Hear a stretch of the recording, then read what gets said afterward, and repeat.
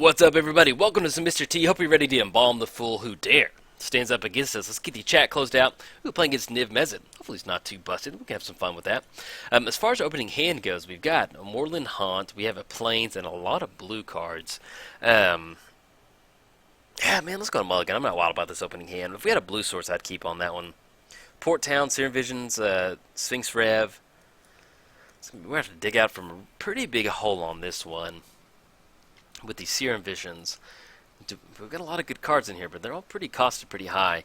Let's go ahead and let's go to Mulligan again. I'd like to have at least personal tutor. Let's go one more go. Keep on this one.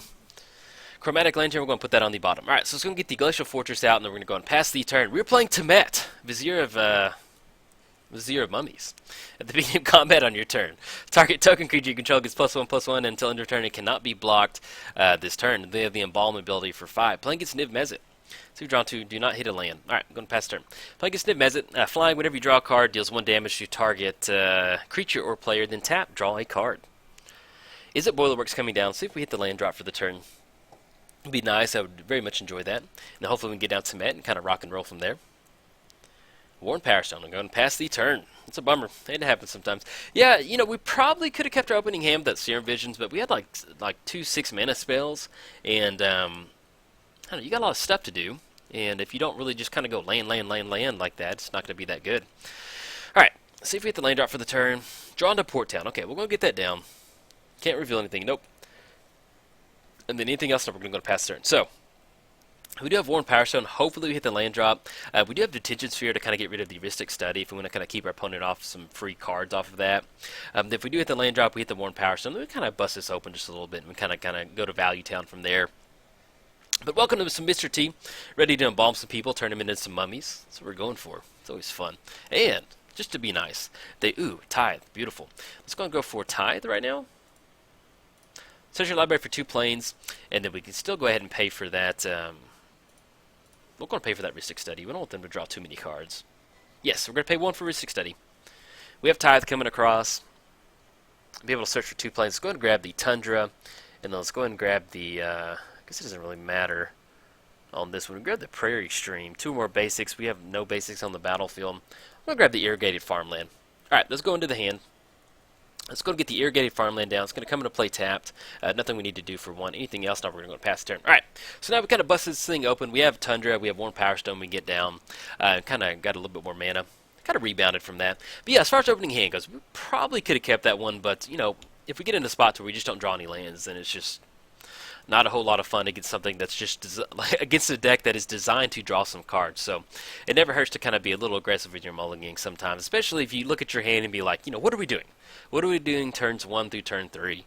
A whole lot of nothing if we don't hit any lands. And so that doesn't really excite me. So I'd rather, you know, end up with a bad 4 mulligan hand than just a bad 7 mulligan hand at the opportunity of deals 1 damage to target creature or player. Yeah, I'd rather just, you know, mulligan into something a little bit more aggressively. That way we have a game plan to go for. And then our opponent is completely tapped out. They do have Chromatic Lantern for 1 mana spell. Let's go and get the Worn Power Stone down. It's going to be 1, 2, 3. And then we're probably going to go and get the, not going to be able to pay for Heuristic Study. And the Descend Upon the Sinful. We're a little far away from Delirium. If we can get a few more cards in the graveyard, I don't know how we would, but if we get Delirium going, we can go for the White Angel token. But at least we can kind of stop the Niv-Mizzet. Kind of stop them from doing that. Let's go and get down get the Chancery down. What are we going to bounce back? We can bounce back the, yeah, we can go and bounce back the Port Town. That way we can reveal the Tundra, and then because they know about the Tundra, and they'll be good to go. So we're kind of just spending our turns ramping a little bit. Our opponent has 4 cards in the hand. We do need to get down Temmet. We can get down Temmet off the Chancery, and then we'll be online for Secure the Waste, which will be really good for us. Or if they get down to Niv-Mizzet, we can go Detention Sphere, kind of get that off the battlefield, and kind of start going from there. Now, as far as Delirium goes, we only have 1 card in the graveyard. But if we can get Descend Upon the Sinful going, whenever a creature is dealt damage, it deals that much damage to its creature's controller. Okay, definitely a really interesting build of Niv-Mizzet, yeah. Let me double check that. Whenever a creature is... oh, that drives me insane.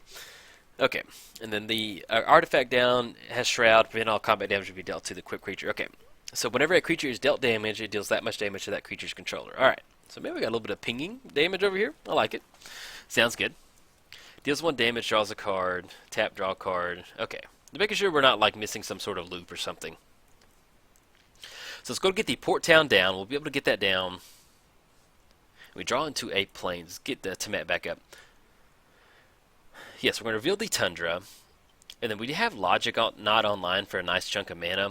This is going to be 1, 2, 3, 4, 5, 6, 7, 8. They have 8 mana. They can go for Niv-Mizzet with like counterspell backup. Or we can just leave up. We can go for a nice little Secure the Waste, and the next turn get down to Temmet and give one of them unblockable. Kind of start going a little chump block. They will be online for the spellcaster start getting rid of our Secure the Waste tokens. But if we just kind of tap out for a really nice chunk of change, that's going to be, we're looking at 1, 2, 3, 4, 5, 6. That'll be 6 soldier tokens on the battlefield, and we can make that work. And if they do end up going for Niv-Mizzet, we can tap out for really nice Logic not to kind of stop that. So we're kind of in a pretty good little spot over there. Now, as far as getting into Devotion, if we can get into one of our, not Devotion, getting into Delirium, if we can find one of our fetch lands, that'll be 1, 2 card types in the graveyard, then we'll have a sorcery in the graveyard. If we go for Descend Upon the Sin, well, actually, no. If they get rid of the enchantment, I was thinking Secure the Waste would be a sorcery to count towards it, and I forgot that Tide was an instant, so that wouldn't work on that. Staff of Nin coming down, okay. Deal 1 damage to target player or creature. So if we tap out for a Secure the Waste, we're looking at Staff of Nin on one of them. That gets rid of them. Then we have the Spellcaster coming in for 1. That's going to be left with like 4 tokens. Then we get the Temmet. That's going to be 3 tokens. I'm not sure if that's exactly what we want to go for as far as Secure the Waste is concerned. What we can do is if we want to play around it, if they're swinging in, prevent all combat damage would be dealt to equipped creature. Okay, they're not swinging in. So we can go Detention Sphere to get rid of the Spellcaster, and that leaves them just like Staff of Nin. Is that what we want to go for? So it's going to tap out. This can be 1, 2, 3, 4, 5, 6. They can only ping really 2 of them. We'll still have a few more on the back. Yeah, let's go for Secure the Waste. I'm okay with that. We'll get them on the battlefield. It's going to be 6 total soldiers. They can only really get rid of 2 of them. They're going to get extra card off the Heuristic Study, and then we can go and get down the Detention Sphere on the Spellcaster, and then get rid of the, yes, I mean, not going to pay 1 for Heuristic Study. We can simply get down to Temmet and then get rid of the, actually we can get rid of the Staff of Nin, excuse me, because it does have Shroud. So we'll see if they go for any activations. Enlightened Tutor. Let's go and get the Tundra down. And then let's go and get down to Temmet. It's going to be 1, 2. We want to pay for Heuristic Study. I think we do. Yeah, let's go and pay for Heuristic Study. We're still going to be online for Logic Knot. And then we can, you know, with Descend Upon the Sinvul, we can exile all the creatures. So let's go ahead and get the Temmet activation going as far as one of the tokens being unblockable. Because if they don't ping it in response, tap right now, then we'll at least be able to swing in with the rest of them. They'll have to use the Staff of Nin or the Spellcaster on that one. Alright, Spellcaster in response. Deal 1 damage. 1 damage up top to us. And then we'll still have at least 4 soldiers coming across. So let's go and swing in. Coming in hot for 5. Probably 4 if they're going to go for the Staff of Nin activation. Yep. Okay. So it's going to be 4. 1 damage up top to us. It's going to be 4 coming across. Puts them down to 26. And we can still go ahead and Detention Sphere off the 1 Power Stone. Do we want to do that right now to get rid of the Staff of Nin to make sure we keep our tokens on the battlefield? And then we can Enlighten Tutor for like Oblivion Ring. Yeah, let's go and get the... Let's tap the 1 Power Stone. Let's go Detention Sphere. Because then we're also going to cut them off on card draw. That'll be really important. If we can pay for that 1 extra off the Heuristic Study. If we can click on it. So we're going to get down to Detention Sphere, take care of the Staff of Nin. Yes. Use that colorless mana floating. And then I'm going to get rid of the Staff of Nin. Exile that. And then let's go ahead and use the Enlightened Tutor to search for an artifact or enchantment. While they're tapped out, you know, if they have some sort of mana spell, it's a counter spell. I don't want to run this into a counter spell. I really want this Enlightened Tutor to resolve. Okay, so we're going to search our library for an artifact or enchantment. We could go for some sort of Voltron piece that would give them protection from blue. I don't think we actually have protection from blue, though. Phyrexian Metamorph, getting that down, copying one of the artifacts. It's going to have Shroud. Prevent all combat damage would be dealt to the equipped creature. If we go Batter Skull, they'll be able to activate in response to the Batterskull activation, so it's going to be really hard for us to get Batterskull down on the battlefield. Now, if we go Metallurgic Summonings, and we start casting some of these big spells, I do like that. Yeah, let's go Metallurgic Summonings. That'd be a good thing for us to tap out for. We can, simply just cast Logic Knot for a big number, get a really big token on the battlefield. If we want to counter something, maybe we can counter our own little Serum Visions and then tap up for a bunch, and then get a nice little token on the battlefield. That'll just kind of keep us out of that pinging range. I guess, this is just a kind of a Niv-Mizzet ping style deck, so we can get around that. And then, we'll see. Arm with Aether. Until end of turn, creatures you control game. Whenever this creature deals combat damage to an opponent, whenever it deals damage to an opponent, you may return target that creature. Excuse me.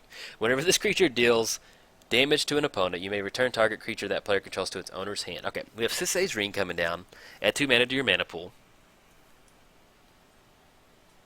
But yeah, they can start bouncing some stuff back. But at least right now, we've kind of stopped the bleeding as far as them being able to kind of tap out and take care of some of our creatures. Let's see if this is actually going to be Niv-Mizzet coming down now.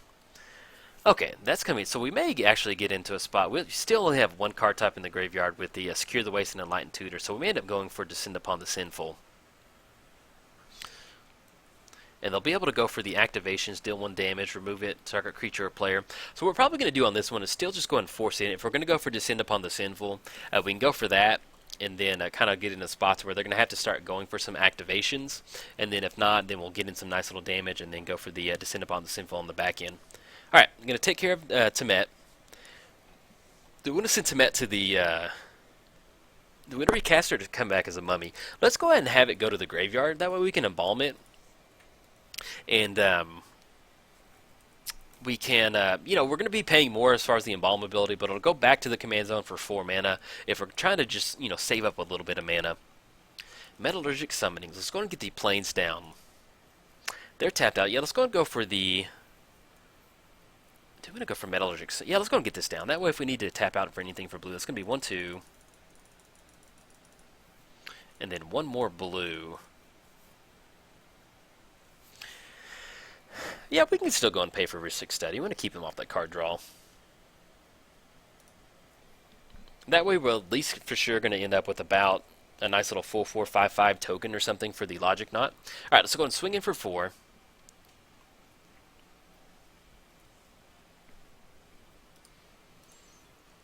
I think we're okay swinging in this right now. Eventually we're going to get in spots where we're about to go for Descend Upon the Sinful, so even if they chump block and blast some of the other creatures, I'm okay with kind of getting some nice little incremental damage coming in. Alright. Deal 1 damage up top. It's going to take care of one of the tokens. I can still remove another one, but that'll take care of the little robot dude over there. 1 damage up top. We're going to trade over that. Okay. Get in for 1. We go to 23. They're at 24. Anything else? No, we're going to go and pass the turn. We could... No, we're at 3 mana. Excuse me, I thought that was the Chancery. Alright, so we're looking at 5 Embalm out of the graveyard. So that's a good thing about that. As far as Logic Knot goes, that's going to be 1, 2, 3, 4. So we could potentially tap out for a nice little 4/4 token with the Metallurgic Summonings. And then Descend Upon the Sinful. It's going to exile all the creatures, but we'll still at least have this on the battlefield. That's the important thing. And it's kind of hard for Blue-Red to kind of deal with enchantment, so I feel like we're in a good spot. Alright, so we have Niv-Mizzet. They can tap out for 1, 2, 3, 4, 5. And we have 1, 2. So we have 1, 2, 3, 4, 5. They're going to have to completely tap out for that, not get anything out. Do we want to go for that? We'll still end up with a nice little 7/7 token. Then we can simply cast Temmet the following turn. I like that. Let's go Logic Knot. We're going to choose that. We're going to exile Temmet. It's going to be 1. Either way, we're still going to get the trigger. Secure the Waste, Tithe. And it's going to go, exile instead of the... X is going to be 5. Yeah, Temmet, oh man, I got worried. I saw our opponent's little commander box. Alright, so we're going to get ourselves a nice little Metallurgic Summonings token, nice little 7/7 token. Temmet goes back to the command zone, and not going to be able to pay for Ristic Study. See if they want to pay for 5. There's going to be 1, 2, 3, 4, 5. They'll have to completely tap out for it. And then next turn we can get down to Temmet, swing in for a nice little 8/8. It's going to be unblockable. And depending on what else we go for, if we need to, within tapping out, we can go for Descend Upon the Sinful. Kind of get rid of all their creatures. And then we're definitely really far away from Delirium because we have 0 cards in the graveyard. Alright, so they do pay for 5. Niv-Mizzet comes down, does not have haste. As far as the clock goes, we're about 2 minutes behind, so we're kind of doing okay. Let's get Temmet pop back up. But yeah, this is what makes this just being it's just a standard blue-white control shell with Temmet, and it's a lot of fun. There's nothing overpowered, so we're playing against a Niv-Mizzet deck that's not too crazy per se. A Johnny Goldmane. All right, so we have Temmet's going to be looking at 4 total mana to get Temmet down. It's going to be 1, 2, 3, 4. Then we have 1, 2, 3, 4, 5. So we can actually go for a Johnny Goldmane. Those creatures gain vigilance. So if we do go for that, we can get that on the battlefield. We have to worry about Niv-Mizzet, untapping with Niv-Mizzet. Do we want to go for that? We can exile all the creatures. They're not going to have haste. We'll get rid of those. How do we know what sequence this? Let's go ahead and, because I'm trying to make sure that we're not going to lose to them just drawing a bunch of cards, deal 1 damage. Let's go ahead and get down to Temmet. Yeah, let's go Temmet. I like that. Let's go Temmet. Tap 2 on the 1 Power Stone. Not going to pay for risk. Well, we could pay for risk stuffing. We're going. Yeah, we're going to pay for that. Get down Niv-Mizzet. And then do we have anything flying? If we get down on Johnny Goldmane, they're just going to swing in at a Johnny. We could kind of plus up on that. Let's go ahead and get it down. That way we kind of force them to kind of start swinging in. Not going to be able to pay for Ristic Study. Nope. They're going to be able to deal 1 damage to target creature or player if they want to. Deal 1 damage to the token. And then what we can do with the Johnny is plus up, put actually minus on that one, put a +1 counter on all of our creatures. And they're going to gain vigilance until end of turn. Alright, so let's go ahead and swing in, coming in hot. So we're going to give the construct token nice unblockable. Be swinging in for 9. And then actually, if they would have pinged Temmet instead, I think they would have been able to. I think that's correct. If they would have been able to ping Temmet off that, or maybe I missed something on that. I think if they could have pinged Temmet and drawn a card off the Ristic Study. Yeah, they could have pinged Temmet, drawn a card off Ristic Study, and then, actually, excuse me, Niv-Mizzet doesn't have haste. So, alright, swinging in for 9, puts him down to 15. Anything else? Now we're going to go and pass the turn. If things get a little bit hairy, we still have Descend Upon the Sinful. We can kind of reset the board. They can still get a few more creatures out there. More than likely, with the Spellcaster, deal 1 damage to target creature or player, redirect over to Johnny Goldmane. They're going to draw a card for the turn. They can redirect over there, and they can draw a card, and then still kind of take care of a Johnny from there and swing it for 4 if they want to. So at least we still have the, we're looking at +1. We have at least a 2-turn clock with our construct token on the battlefield. So we can go for that. Choose a color of a permanent you control, add 1 mana. Love that that art on this meteor crater. Looks pretty sweet. I love the old school art like that. But yeah, so, we're in a good spot. The thing with Niv-Mizzet is I think with Curiosity you go infinite pretty quick. Or I think it's Curiosity. I haven't played a lot of Niv-Mizzet, but I know you can go pretty buck wild with him.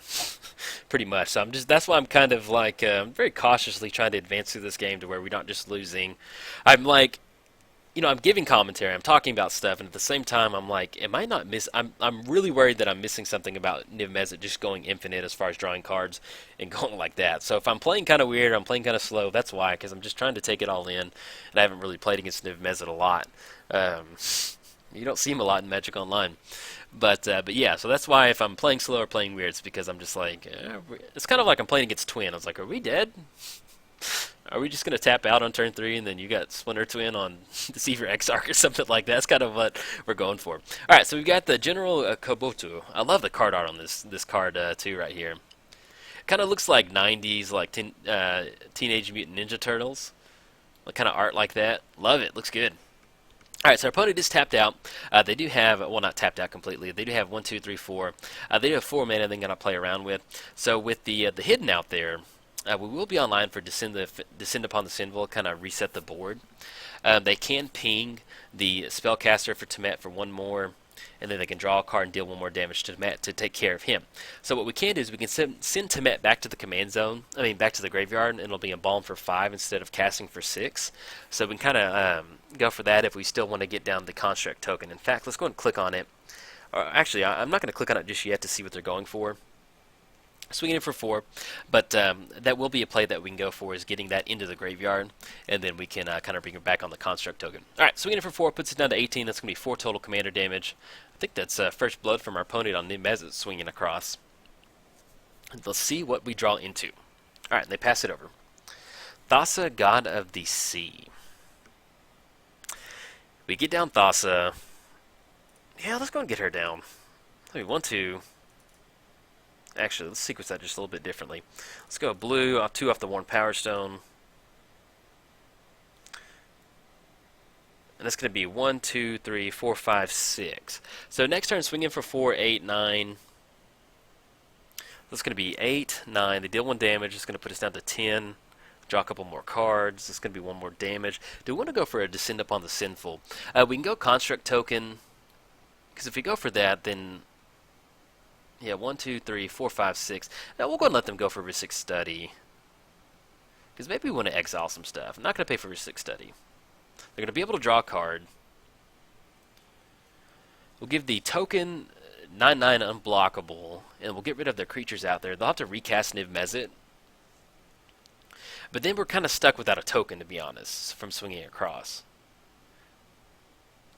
We're going to get down Thassa. As far as devotion goes, it's going to be 1, 2, 3, 4, 5. Actually, I have just enough devotion for Thassa. Let's go and swing it with the construct token.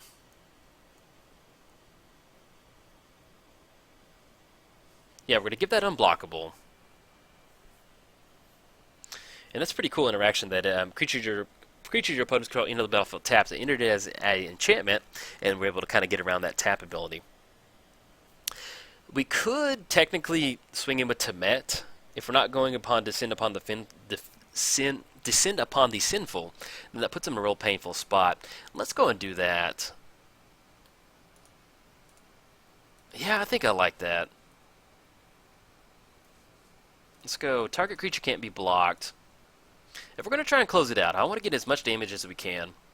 Can't be blocked this turn, so this is going to be 3. This is going to be 12 coming across. Put them down to 3. Yeah, let's see if we can't close it out on this one. The more we just kind of durdle around with Niv-Mizzet, the more they might have an opportunity to kind of do something. So, at least forcing the issue on this one. Unsubstantiate. Return target creature or spell to its owner's hand. Okay, bummer, man. Alright, get sent back to the hand. We're still going to give Temmet unblockable, swinging in for 3. And then next turn, hopefully if we survive next turn, we can go for the... we'll go for Temmet. We can go Descend Upon the Sinful. Going for 1 damage to Temmet. 1 damage up to us, 16. Alright, swinging in for 3. It's going to put him down to 12. Then anything else? No, we're going to go past the turn. Alright, so with Thassa, we're going to be able to get a scry at the beginning of our next upkeep. If they're going to draw, it's going to send us down to 15. Send in 1 over to Temmet. It's going to send us to 15. And they're going to be able to swing in for 8, which puts us down to 7. 1 more from the spellcaster just puts us down to 6. If they can draw a few more cards of the... we just have to watch out for Rhystic Study kind of range. And then we do have 2 card types in the graveyard, so something does happen to Thassa, God of the Sea. I mean, it's going to have Indestructible, so who knows, but it would be an enchantment creature, which would definitely give us devotion, so crazier things have happened, but I'm not sure what would happen for her to get into the graveyard, but that would definitely give us some sort of answer as far as Descend Upon the Sinful goes. If we draw into something else that gives us Delirium, that'd be a good way for us to kind of exile those creatures and get them on the battlefield, and then kind of go from there. Alright, important, they're going to be able to draw cards at the beginning of the next upkeep, so that's going to be 1 more card draw, 1 more damage to us. And with the Indestructible, we'll be able to block it on the ground, because really it's only going to be 4 in the air, so we can at least jump block on that and not really worry about anything happening. Excuse me, whenever a creature is dealt damage, deals that much damage to its creature's controller. Okay. Creature has +1/+0. Whenever it deals combat, it deals that much damage to each creature, other creature defending player controls. Alright. And they're going to be able to equip that. Let's double check that. Whenever it deals damage to a blocking creature, to each other creature. Alright, so if we just let them swing in for about 8 right now, I think that's going to be our best option, because Repercussion is going to be really hard for us to play around. We'll be able to equip it on there. And if we go for Descend Upon the Sinful, then we can hopefully kind of exile some of these creatures next turn. Deals 1 damage target creature. It's going to be Temmet. 1 damage up top. And the 2 mana of this creature gets a +1 until it draw a card. Temmet gets sent back. That's going to get rid of the devotion as far as Thassa is concerned. But at this point right now, we can simply recast Temmet. And then, actually, we should have let it go to the graveyard because we can have embalmed it. So we can get Thassa down for some devotion, exile the creatures. And then we'll still get a token for it, but it's not going to be able to do much. Target creature +1 till end of turn. Be able to 5/4 coming across, and they can still activate it again. They still have at least 2 more mana. And then 1 more mana. Alright, get in for 6. Puts us down to 7. Alright, so they're going to draw a card. There's going to be 1 more damage to us with the Niv-Mizzet. It's during our upkeep, so we can't really do anything in response to that. And we have the Thassa Scry off this one. Puts us down to 6. Let's go and get the Scry going. Mystic Gate. Let's go and put that on the bottom for sure. Windswept Heath. Let's go and get the Windswept Heath down. So right now we have 1, 2, 3, 4, 5, 6, 7, 8, 9, 10. We have 10 total mana. Descend upon the Sinful. Even Embalm for 5, we wouldn't have enough to do that. Let's go ahead and... If we exile the creatures, that's going to get rid of them. They'll have to cast Niv-Mizzet. They're not going to be able... They'll be able to draw a card with some of that stuff, but they're completely tapped out. If we go for Temmet, that's going to be 1, 2, 3, 4, 5, 6. We'll be able to swing in with Thassa for 5. How much is... We can do that next turn. It's going to be 6 total mana, but it's not going to be a token. Let's go ahead and go for Descend Upon the Sinful.